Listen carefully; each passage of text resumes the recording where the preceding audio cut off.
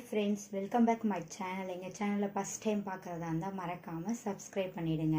இன்றைக்கி இந்த வீடியோவில் நாங்கள் என்ன பார்க்க போகிறோன்னா கம்பங்கூழ் தான் இந்த வீடியோவில் வந்து நம்ம பார்க்க போகிறோம். இந்த கம்பங்கூழ் வந்து ரோடு ஓரத்தில் இருக்கிற கடையில் எந்த அளவுக்கு அந்த கம்பங்கூழ் அந்த டேஸ்ட்டில் இருக்கோ அந்த டேஸ்ட் வந்து நம்ம வீட்டிலையே எப்படி பண்ணுறதுன்றது தான் இந்த வீடியோவில் நம்ம பார்க்க போகிறோம். வாங்க வீடியோக்குள்ளே போகலாம்.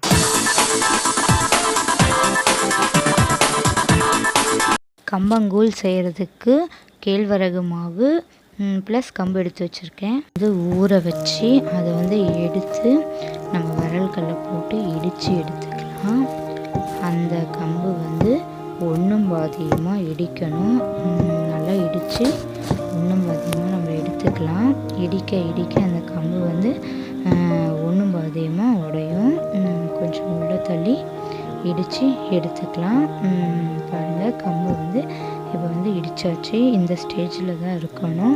இப்போ வந்து ஒரு குடுவையில் வந்து ஆல்ரெடி தண்ணி ஊற்றி கொஞ்சம் வச்சுருப்போம். அந்த குடுவையில் நம்ம இடித்து வச்சுருக்கிற மாவை வந்து எடுத்து சேர்த்துக்கணும். சேர்த்துக்கிட்டு அது கூட கேழ்வரகு மாவுன்னுவாங்க, அது வந்து ராகி மாவுன்னு சொல்லுவாங்க. அந்த ராகி மாவை வந்து அந்த குடுவையில் ஊற்றி வச்சுருக்கிற அந்த தண்ணியோடு அந்த கம்பு இடித்து வச்சுருக்க கம்பையும் அந்த ராகி மாவையும் அதோடு சேர்த்து நல்லா கலக்கி விட்டுக்கணும். அது வந்து கலக்கி விட்டு அப்படியே மூடி போட்டு எடுத்து வச்சிடணும். அது வந்து நாளைக்கு காலையிலக்குள்ளே நல்லா புளிச்சு அந்த கூழுக்கான அந்த புளிப்புத்தன்மை வந்து அதோட இதாகிடும். இப்போ மூடி போட்டு நம்ம எடுத்து வச்சிடலாம். மறுபடியும் நாளைக்கு காலையில் பார்க்கலாம். பாருங்கள், இப்போ எந்த அளவுக்கு வந்து இந்த இது வந்து நல்லா புளிச்சு நுரையோடு வந்திருக்கு. இப்போ தான் கூழ் வந்து அந்த அளவுக்கு அந்த டேஸ்ட்டுக்கு வந்து அது வரும். பாருங்கள், நல்லா நுரைச்சி வந்திருக்கு. இதை வந்து இப்போ வந்து அடுப்பில் தான் அந்த கூழை வந்து செய்ய போகிறோம். அடுப்பில் வந்து தண்ணி வச்சுருக்கோம். அந்த தண்ணி வந்து ஓரளவுக்கு சூடு ஏறணும். சூடு ஏறினதுக்கப்புறம்தான் நம்ம வந்து அந்த கலக்கி வச்சுருக்கிற அந்த குடுவையில் இருக்கிற மாவை வந்து நம்ம அதோடு சேர்த்த போகிறோம். பாருங்கள், சேர்த்தாச்சு. சேர்த்ததும் நுரை வந்துட்டுருக்கு. இந்த டைமில் வந்து கிளறி விட்டுக்கிட்டே இருக்கணும்.